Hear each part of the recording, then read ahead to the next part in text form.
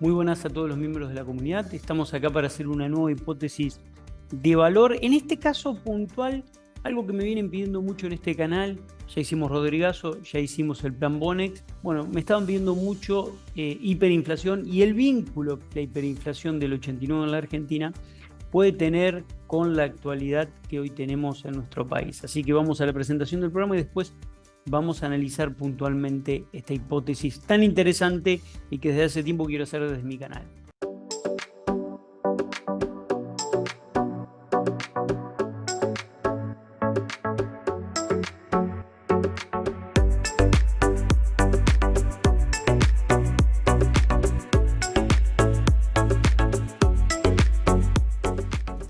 Pero antes de comenzar con esta hipótesis, te quiero invitar a este curso de dinero inteligente por clavebursátil.com. La edición comienza este 13 de noviembre a las 19 horas y son 6 clases, lunes y miércoles. La verdad que es un curso muy completo, se lo conoce como Dinero Inteligente, el método de Warren Buffett. Este curso que tiene su segunda edición en lo que va del año y recién el año que viene tendrá una nueva edición. Así que estás invitado a participar. Te dejo el link en la descripción. Bien, en el año 1989 Argentina vivió una profunda hiperinflación. Para describirlo en términos técnicos, la hiperinflación es cuando tenés en 3 meses consecutivos más de 50% de inflación mensual. Algo que muchos confunden, muchos dicen, ya estamos en una hiperinflación. No, es completamente distinto una hiperinflación a lo que estamos viviendo hoy. Tenés que hablar de guarismos de arriba del 50% mensual como para hablar de hiperinflación, o por lo menos eso es lo que está aceptado internacionalmente como proceso hiperinflacionario, y que sean varios meses consecutivos. Se habla de 3 meses consecutivos para que se considere hiperinflación. ¿La Argentina la vivió? Sí, la vivió en 2 etapas, pero fue el mismo proceso, el proceso de 1989 y 1990, que fue un proceso que tuvo un rebrote inflacionario en 1990, podríamos llamarlo así, y que es un proceso muy agresivo, muy lesivo y que produce grandes problemas en la infraestructura económica de un país, porque se pierden totalmente los precios de referencia, la gente se desprende completamente del dinero, cae la demanda de dinero, la gente no quiere los pesos, se derriten las manos a un nivel muy superior al que vemos hoy en la Argentina, ¿no? En la mañana se cambiaron los precios, a la tarde se cambiaron los precios, realmente cobraban los trabajadores y tenían que ir corriendo a la góndola a comprar productos porque ya aumentaban. Era realmente muy preocupante. Nosotros no la vivimos, los que tenemos mi edad no la vivimos, sino que la vivimos como niños. Era ir al kiosco de la esquina a comprar caramelos y a la tarde cambiaba de precio. Pero nuestros padres que la vivieron como jefes de familia, la verdad es que es una situación muy compleja y muy difícil. Así que vamos a analizar cuáles fueron las causas de esa hiperinflación y qué puntos de contactos tienen con la actualidad. Así que vamos a ir a análisis punto por punto de estas cuestiones. Bueno, en primer lugar lo que hay que decir es que el proceso de hiperinflación en la Argentina se desató en 1989, pero viene con un trasfondo previo de varios años. ¿Por qué digo esto? Porque hay que retrotraerse primero al Rodrigazo en la Argentina en 1975, que hay un video en este canal donde explica el Rodrigazo y explica que los efectos del Rodrigazo, que fueron las políticas económicas implementadas por Celestino Rodrigo, duraron 10 años de inflación alta, con promedios del 100% en todo ese periodo. La verdad es que fue una etapa muy álgida para la inflación en la Argentina y con una tensión de precios constante y que no se lograban recomponer los precios de referencia. Pero un punto muy importante para entender la hiperinflación del 89 tiene que ver con el gobierno que lo precede, que es el gobierno de la dictadura. ¿Por qué digo esto? Porque ese gobierno asumió con 7.000 millones de dólares de deuda externa y lo convirtió en 45.000 millones de dólares de deuda en un gran acuerdo y préstamo con el FMI, con el Fondo Monetario Internacional. Bueno, ese préstamo que tomó irresponsablemente el gobierno militar, que llevó la deuda a 45.000 millones de dólares, de 7.000 a 45.000, fue utilizado para 3 cosas. En menor medida para obra pública, que encima era obra pública faraónica e improductiva. En segundo lugar, se utilizó ese préstamo para el financiamiento y la estatización de la deuda privada, del sector privado. Se estatizó y se nacionalizó la deuda del sector privado con Cavallo como referente en el Banco Central, como director en el Banco Central. Y fundamentalmente, porque fue decisión de él, obviamente, esta cuestión, y fundamentalmente se utilizó para garantizar la timba financiera. En ese momento, altísimas tasas de interés, también internacionales, las tasas de interés muy altas, pero en la Argentina muy, muy altas. En el momento de la plata dulce se colocaba el dinero a plazo y ya sabemos cómo es la bicicleta financiera, ¿no? Entran los capitales, se colocan en pesos, venden los dólares, obtienen la tasa y después, para irse, liquidan los pesos contra dólar y se llevan los dólares que estaban en el Banco Central, que eran préstamos que estaba pidiendo el gobierno de la dictadura en ese momento. Entonces, ¿qué fue lo que generó?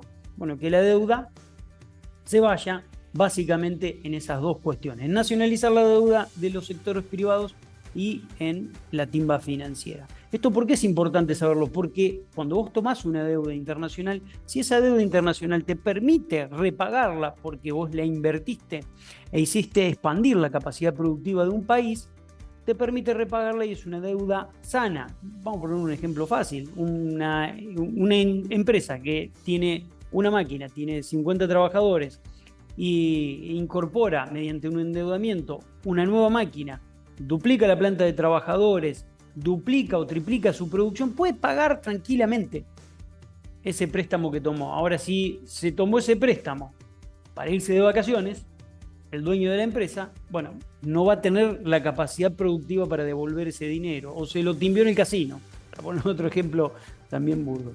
¿Por qué es importante esta cuestión? Porque esa herencia la recibe el gobierno de Alfonsín y va a ser muy importante en el proceso hiperinflacionario. Ya van a ver por qué. Y el segundo aspecto que generó la etapa de la dictadura fue un proceso de desinversión y destrucción de la industria nacional. ¿Por qué?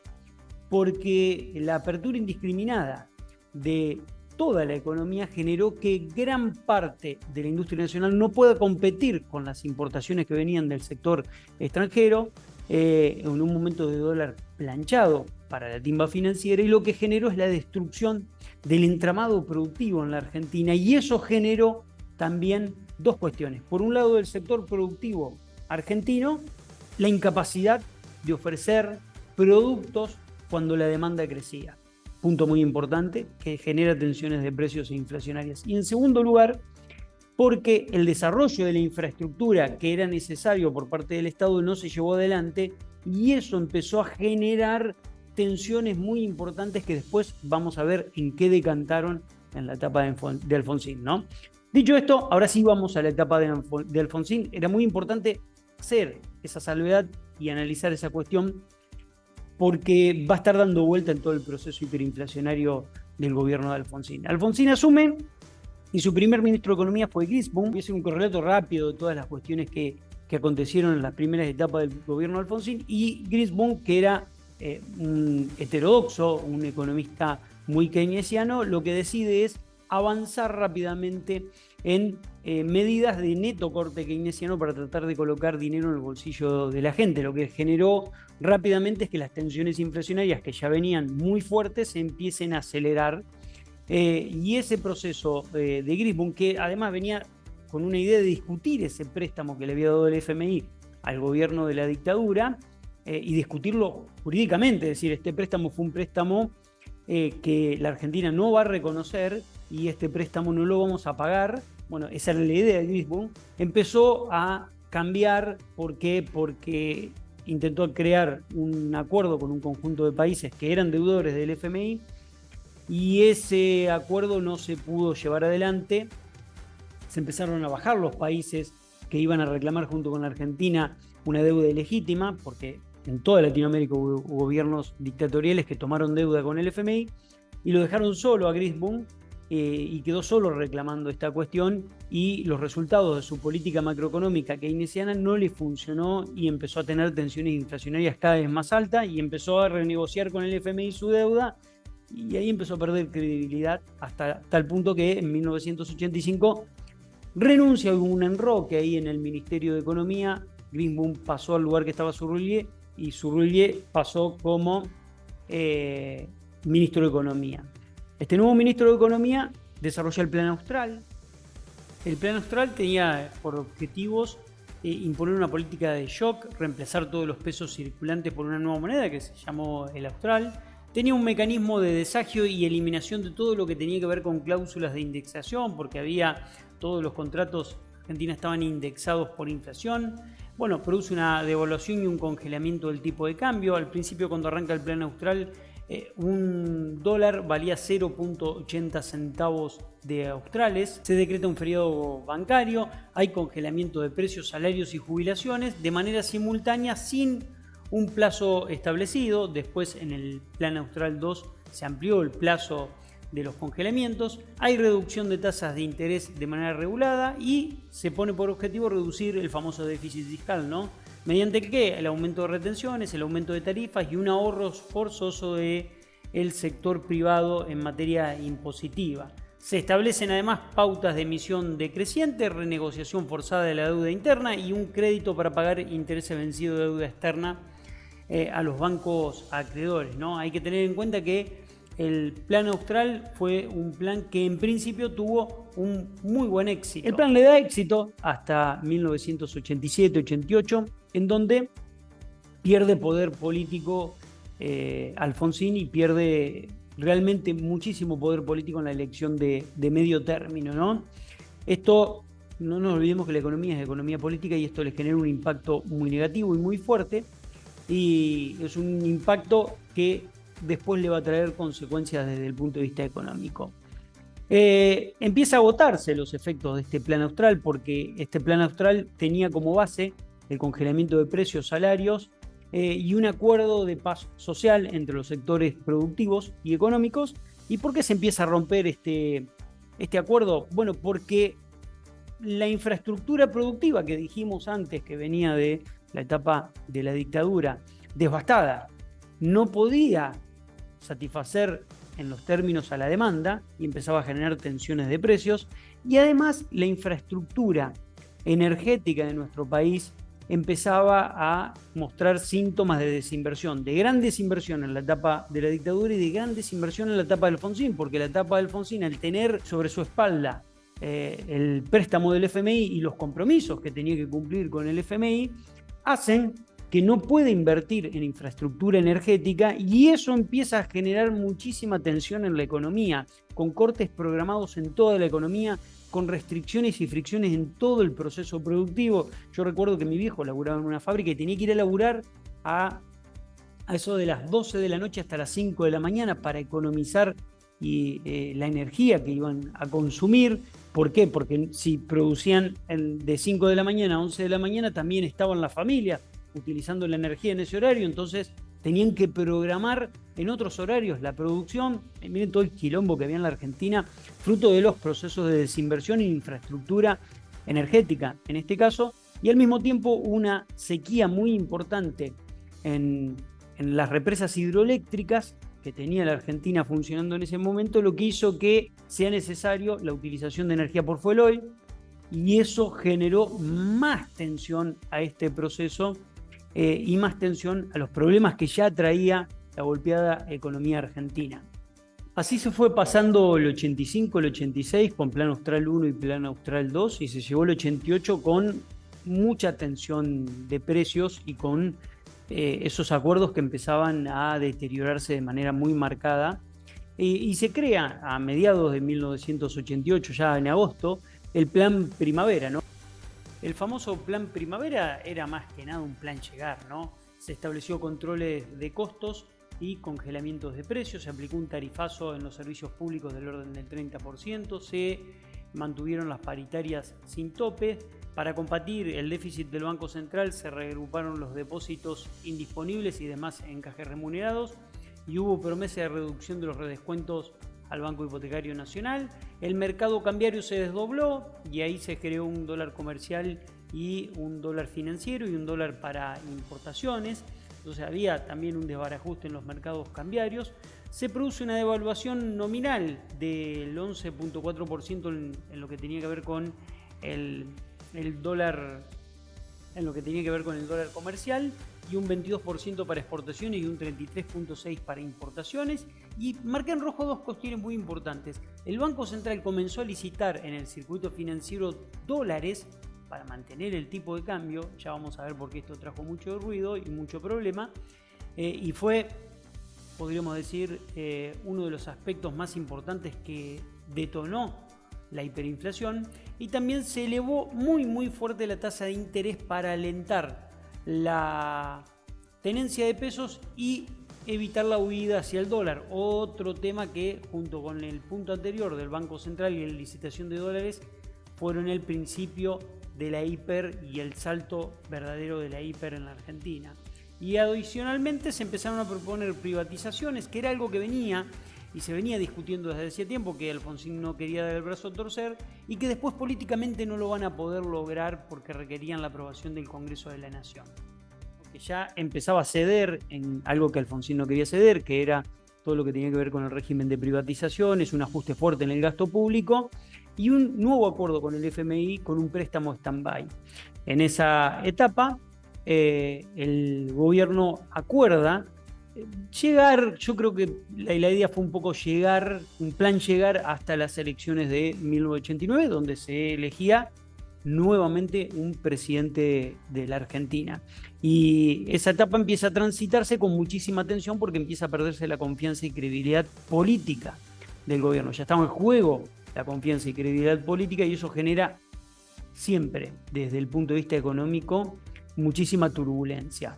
Bueno, así fue que arranca el plan Primavera con una particularidad. El gobierno nacional, por intermedio del Banco Central, que estaba en ese momento José Luis Machinea como presidente del Banco Central, arranca las subastas programadas por parte del gobierno. Lo que hacía el Banco Central, colocar dinero, dólares, en la mesa del Banco Central, como hacía Sturzenegger en la etapa de Macri en el 2017, bueno, cuando hubo tensión sobre el dólar, colocaba dólares en la mesa del Banco Central y decidía venderlos. Decía, bueno, el Banco Central pone esta cantidad de dólares sobre la mesa para ver y que los compradores vengan a comprar. Al principio no compraban, no había muchos compradores, lo colocó en torno a los 17 australes de ese momento y había un desdoblamiento cambiario, dólar comercial y un dólar comercial y un dólar financiero, en torno a los 45 australes. Esa etapa empezó relativamente calma hasta que empezó una operatoria que Carlos Marastón describe muy bien en este video que te voy a mostrar ahora, que es muy interesante ver cómo operaban los mercados financieros en ese momento y por qué se genera una brutal corrida y tensión posterior en el dólar, fruto de una especulación muy importante de los agentes económicos. Que el mercado adoptó una posición muy pro-austral y muy anti-dólar. Es decir, la mayoría de las manos de las mesas de dinero, que les aclaro era mucha más cantidad que ahora, y operaban mucha más gente que ahora, y esto se compensaba a fin de mes. La cuestión es que la mayor parte de las manos de la Citi estaban vendidos en dólares al inicio de año y al inicio de febrero del 89. Vendido, ustedes saben lo que quiere decir. Es decir, yo vendí algo que no tengo, me sorteé en dólares y me compré en australes. Unas muy pocas manos eran la contraparte de todas las manos de la Citi que estaban vendidos. Ahora, ¿por qué hacía esto? Porque la gente decía, no, yo mientras me vendo a futuro, voy colocando los australes que tengo a interés. Total, el interés le va a ganar al dólar. Esta cuenta que se hace ahora es histórica de la imbecilidad de la Citi Argentina y en concordancia con los gobiernos. Y la gente decía, no, escúchame, la clave para ganar acá es tener un amigo en el gobierno, en el Banco Central, que te diga lo que va a hacer. Entonces todos tenían amigos en todos lados y le iban cantando, y lo que sale de todo eso es, yo me coloco en australes en tasa de interés, total me lo paga el Banco Central, aunque me lo tome otro, en definitiva es tomador del Banco Central, y me vendo a fin de mes en dólares. No. ¿Y cómo me garantizo el precio del dólar? Porque el Banco Central va vendiendo todos los días, nadie calcula que un día se acaban los dólares para vender, dice. Y escucha, típica frase, esto este año no puede estallar. ¿Por qué no va a estallar? Porque es el año de las elecciones. Entonces, la inteligencia general, financiera, política y atravesada mental de la Citi Argentina está que como el Banco Central remunera los depósitos, como vende dólares y como hay elecciones, tengo ya el negocio cerrado. Voy a ganar todos los meses 3-4% en dólares, que es lo que te daba el diferencial de la tasa de interés que percibías en Australia versus la depreciación del dólar, que siempre lo compraba más barato porque nunca llegaba al precio en el cual vos te vendías a fin de mes. Bien, esto que comenta Carlos Malastón es realmente muy interesante y es algo que no lo encuentro en ninguno de los libros de historia cuando uno estudia la hiperinflación en la Argentina. Y está bueno que un operador del mercado de ese momento cuente un trasfondo no tan conocido del proceso hiperinflacionario, ¿no? Todos los agentes del mercado shorteados en dólares, vendiendo en corto dólares, después teniendo la obligación de devolver el dólar, de poner sobre la mesa el dólar.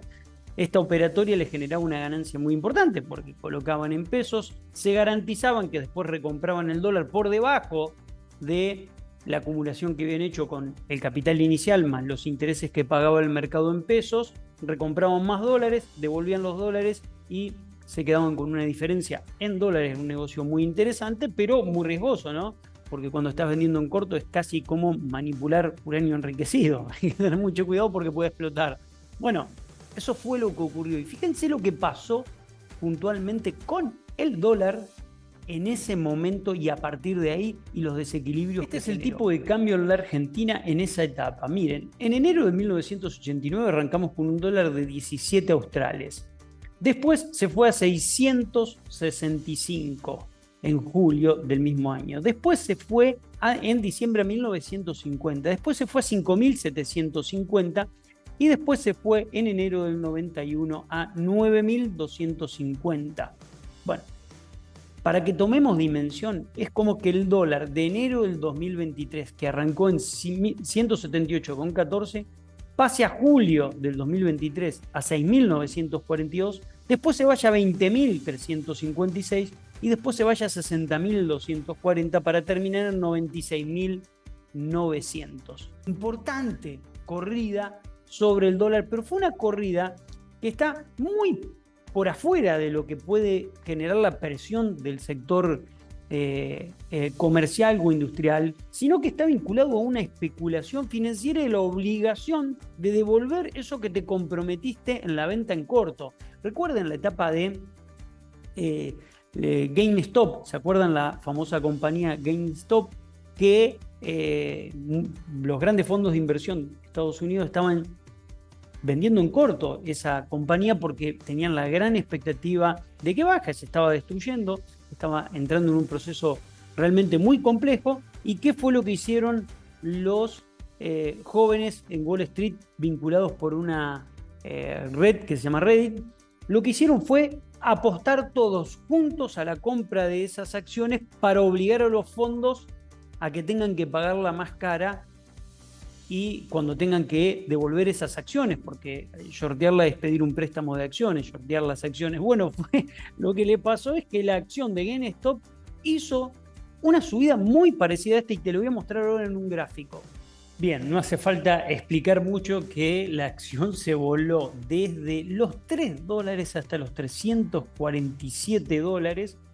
Una vez que llega enero de 1989 y empieza a haber tensiones, hay que marcar un hito antes de ese gráfico que vimos recién, en donde el dólar se voló y no se pudo contener más.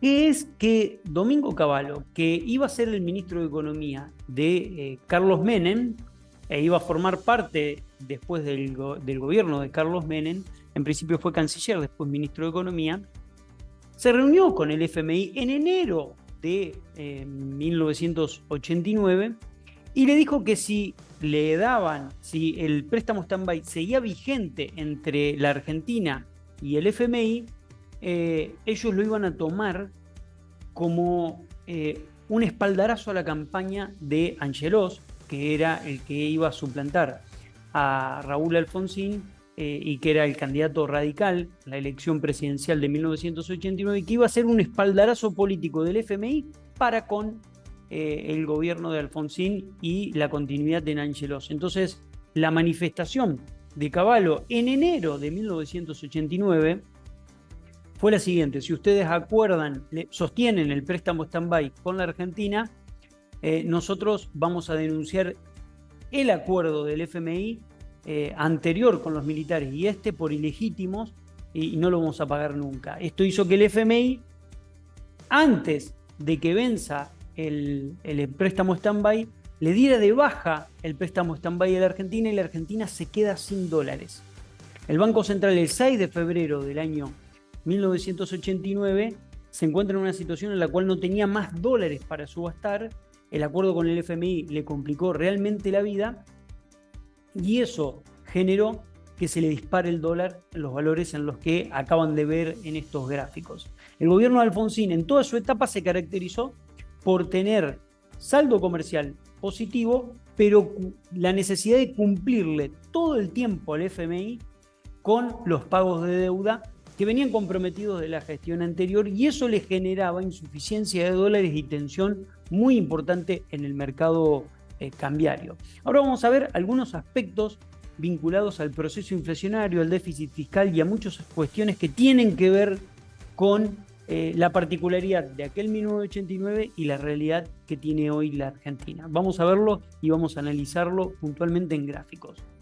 En primer lugar, el déficit fiscal, ¿no? Algo de lo que se habla muchísimo hoy. Fíjense que el déficit fiscal era bastante distinto al que tenemos en la actualidad. Déficit fiscal en toda la década, el resultado primario fue siempre negativo en la etapa de Alfonsín, con una marcada, un marcado déficit en el año 1988-89, y Argentina tuvo un pico en 2020 y entre 2015 y 2017 también estuvo muy marcado por un déficit primario importante, 3,417, 3,79, pero el resultado financiero, que es el que incluye los intereses de la deuda, en toda la década de 1980 estuvo realmente muy marcado y muy alto. Y la particularidad que tiene esta etapa es que si bien tenemos resultado financiero negativo, no es tan alto como el de la etapa de 1980 a 1990. Con un pico tenemos en 2020 de menos 8,43, pero el resto de los años están muy lejos de los valores que vemos en lo que fue el año 1980-1990, ¿no? Segundo, acá tenemos el déficit fiscal y el déficit cuasi fiscal, que es el que incluye todo lo que tiene que ver con el déficit del Banco Central. Entre 1973-75, etapa del Rodrigazo, 1983-85, 1987-89 y 2019 y 2022. Fíjense que en rojo tenemos el déficit fiscal, que está sensiblemente por debajo, y el déficit cuasi fiscal, que está bastante parejito con el que teníamos en la década de 1980, incluso mayor, ¿no? Ahí está la remuneración de todos los pasivos monetarios del Banco Central, ¿no? Fíjense en la hiperinflación y los índices de inflación que tuvimos en abril, mayo, junio, julio de 1989, y después en diciembre, enero y febrero, que fue el rebrote de 1990 y el proceso hiperinflacionario que tuvimos, 3.079 en 1989, 2.314 en 1990. Y el dato de inflación, fíjense, Argentina venía en 1975 con 182 de inflación, 1976 con 444 de inflación, y después siempre estuvimos por arriba del 100%. En 1983, cuando asume Alfonsín, tuvimos 383. 84 tuvimos 626,7. Y en el 85, cuando se va a Chris Boom, 672,2.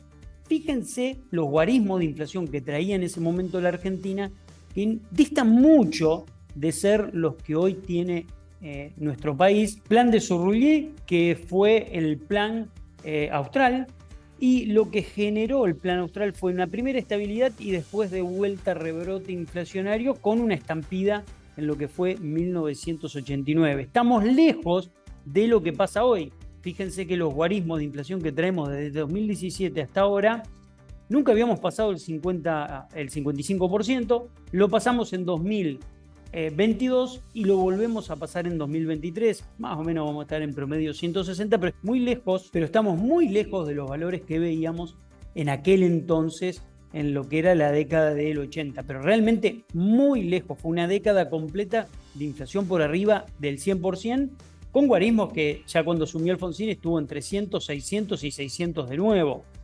Bueno, los valores son completamente distintos. Y lo que vemos hoy, y que tiene una particularidad con lo que ocurrió en el 89, es este gráfico que comparten acá FIMA, que es interesante verlo porque la inflación de la hiper del 89 empezó en febrero con guarismo del 12, después se fue al 9, después al 6, después al 7, después al 9, después al 10, después al 17, después se fue al 33 y empezó a subir marcadamente el proceso inflacionario hasta que se decantó en un proceso hiperinflacionario, ¿no?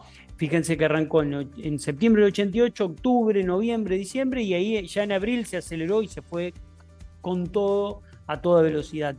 Y marca FIMA que en 2023 la inflación empieza a tener contactos con lo que veíamos en 1989 y 1988, pero dicho sea de paso, vuelvo a insistir, dista mucho del proceso hiperinflacionario que vimos en ese momento. Hay particularidades previas, hay aspectos previos que marcan diferencias muy, muy importantes. Y el otro punto también a tener en cuenta es lo que yo les decía antes, ¿no? Los compromisos de deuda que tenía la Argentina hacían que el déficit de la cuenta corriente de la Argentina para pagar todo lo que tenía que ver con los préstamos internacionales les generaba un ahogamiento brutal al Banco Central y al gobierno, y le faltaban dólares para importar una enorme cantidad de bienes y servicios que la Argentina tenía que cumplir.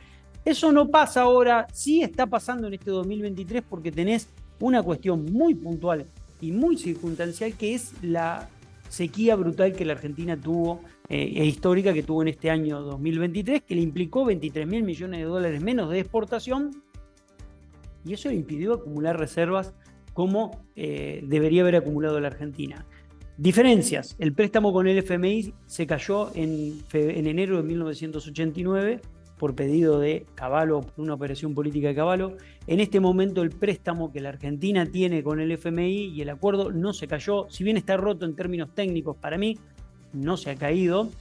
Otra particularidad que vemos es que el gobierno actual se hace cargo de una deuda muy parecida a la que toma el gobierno de Alfonsín, una deuda de 45.000 millones de dólares con el FMI, que lo ahogó el gobierno actual, tuvo que armar un acuerdo de pago y que va a volver a ahogar el próximo gobierno. Pero estamos hablando de etapas completamente distintas, ¿no?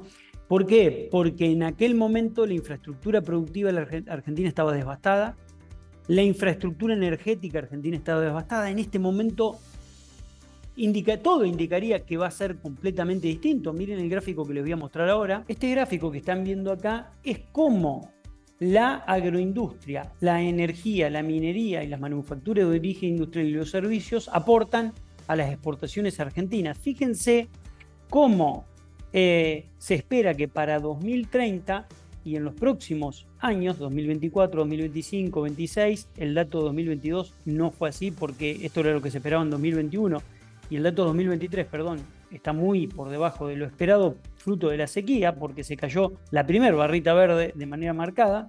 Pero fíjense cómo van a ir creciendo el resto de los sectores: el sector de los servicios, el sector de la manufactura de origen industrial, y cómo el sector de minería y energía a partir de 2024 van a empezar a marcar un crecimiento muy importante y que van a quitarle el ahogo de la falta de dólares que tiene la Argentina y que tuvo en este 2023. Ahora, si ustedes me dicen, este 2023, sumado a un 2024 parecido o igual, sumado a un 2025 parecido o igual, ¿te puede cantar en un proceso hiperinflacionario? Claro que sí.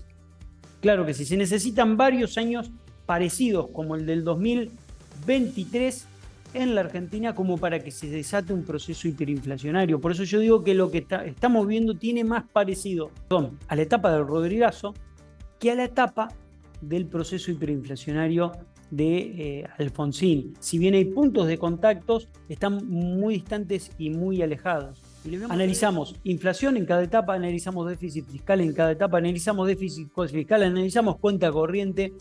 Las particularidades son distintas, analizamos lo que se puede llegar a venir en la próxima etapa. Sí es cierto que el proceso hiperinflacionario de 1989 tuvo una particularidad que no se cuenta mucho en los libros de historia y que la contó muy bien Carlos Malastón en el video que acabamos de ver, en el fragmento del video que acabamos de ver, y me parece muy importante marcarlo porque no todos los libros de historia comentan esa etapa y ese proceso que se dio puntual. Tampoco comentan lo que hizo detonar toda esta cuestión, que fue la caída del acuerdo con el FMI por parte de una operación política de Domingo Felipe Cavallo, y esto marca diferencias con la actualidad, ¿no? Es cierto que la Argentina tiene problemas y tiene una inflación muy alta, sí, es cierto. ¿Dista del proceso hiperinflacionario? Sí, dista. ¿Hay un proceso de emisión para financiar el déficit público en esta etapa? Sí, hay un proceso de emisión para financiar el déficit público, pero en aquel momento era completamente distinto. ¿Por qué? Porque en aquella etapa el déficit fiscal, como vimos, era mucho más alto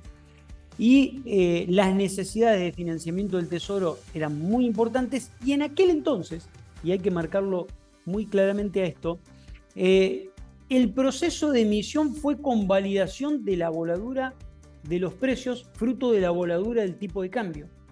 Vos tuviste un salto en el tipo de cambio estratosférico en lo que fue todo 1989, que lo vimos en un gráfico muy claramente, y después, a partir de ahí, los precios se te volaron en toda la economía, te quedaste sin dólares para importar todo lo que estabas necesitando importar, y eso hizo que la emisión tenga que ser convalidatoria de ese aumento de precios que estabas teniendo en la Argentina, ¿no? Porque no te quedaba otra que emitir para poder sostener esa situación explosiva que estaba viviendo la Argentina. Bueno, en este momento es completamente distinto. Vos lo que estás teniendo es un déficit fiscal que es alto, que fue muy alto en 2020, que fue corrigiendo, y que el proceso de emisión que tiene la Argentina tiene gran parte de absorción en las LELIQs y los pases. Es cierto que si las LELIQs y los pases, que son 3.2 veces la base monetaria, salen a la calle, van a presionar sobre todos los bienes y van a provocar un proceso hiperinflacionario, pero para que eso ocurra, que la corrida cambiaria se transforme en corrida bancaria y que esa corrida bancaria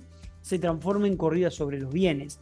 Esos 3 puntos se tienen que atar al mismo tiempo, y eso puede ocurrir si la Argentina se enfrenta a una situación límite desde el punto de vista de la cuestión política. Sí o sí, yo creo que sí, que estuvimos en un momento coqueteando con esta situación. ¿Por qué? Porque yo digo que todas las crisis económicas se desatan previo a una crisis política muy grande, y yo creo que hubiera sido un problema para la Argentina, lo vengo mencionando en cada una de mis columnas. Digo, tienen que llegar todos competitivos hasta la elección general, después tiene que haber balotaje, y si hay cambio de mandato, que sea cortito, sean una transición de 20 días. ¿Por qué digo esto? Y lo dije en todas mis columnas, porque hubiera sido muy complicado que la Argentina en agosto, con todos los problemas estructurales que tiene, con todos los problemas de corto plazo que tiene, se hubiera encontrado con un cambio de gobierno y quizás con una entrega anticipada del mandato. Se hubiera producido una crisis política muy grande en agosto, y el mercado hubiera tomado todas las decisiones que creía que iba a tomar el nuevo presidente, y hubiéramos tenido quizás una corrida en el dólar, una corrida bancaria y una corrida en precios. No lo sé, es contrafáctico hoy, pero hubiera sido muy tensionante esa situación. Esa situación se despejó la tensión política, y lo que creo es que en la medida en que el mercado tenga en claro quién es el nuevo presidente, independientemente de quién sea, va a tener en claro qué es lo que tiene que hacer. Y cuando ocurra eso, lo que nos vamos a encontrar es con un realineamiento de las expectativas. Yo no creo que la Argentina tenga la misma situación 1989, está claro, por lo que estamos viendo y gráficos que vimos, está claro que es distinta, y creo que el proceso hiperinflacionario no es un proceso de corto plazo en la Argentina, a menos que se hagan las cosas demasiado mal en los próximos 2 años. Sí se puede ir gestando si la Argentina entra en un tren de devaluación constante y no encuentra los valores de equilibrios para los precios internos, y tiene un agravamiento de la distorsión de precios relativos que tiene la economía. Por lo pronto no lo veo factible en el corto plazo, y menos aún si se realinean las expectativas en torno a que la Argentina no va a devaluar, que no va a haber un tipo de cambio de 1.000, 2.000, 3.000 pesos como en algún momento se dijo. Eso sí puede desatar un proceso hiperinflacionario rápidamente. También es cierto que dependemos de la buena praxis desde el punto de vista económico. Yo digo, las condiciones que generaron la tormenta perfecta en el año 1989 no se están dando hoy como condiciones para una nueva tormenta perfecta. Pero bueno, también la mala praxis de las decisiones económicas y políticas que se tomen cuando asuma el nuevo gobierno pueden desatar la tormenta perfecta. Entonces también hay que decirlo a eso en términos claros, ¿no? Se pueden terminar de desatar todos los condimentos para esa tormenta perfecta. En consecuencia, por lo menos esta es mi mirada en función de todo lo que analicé y todo lo que estudié con el proceso hiperinflacionario de 1989, los puntos de contacto con la realidad y lo que creo que la Argentina puede lograr en la próxima etapa, fruto de un contexto que le puede ser favorable desde el punto de vista de lo macro y de las exportaciones. Problemas tiene macroeconómicos, problemas muy marcados desde el punto de vista monetario, desde el punto de vista fiscal, pero corrigiendo esos problemas yo creo que la expectativa y el fantasma de la hiper se va alejando, se va a ir alejando poco a poco. Esperemos que eso ocurra y que esta hipótesis les sea de gran utilidad. Les dejo un gran abrazo.